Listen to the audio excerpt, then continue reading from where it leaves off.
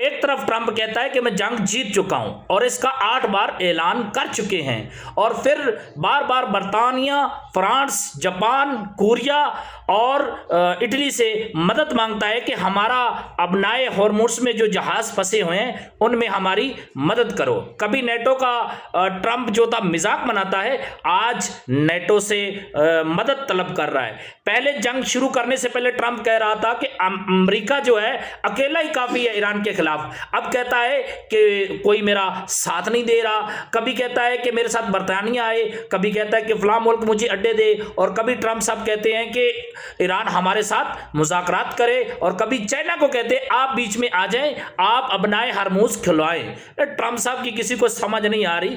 अब पता चला है इसकी ताकत का।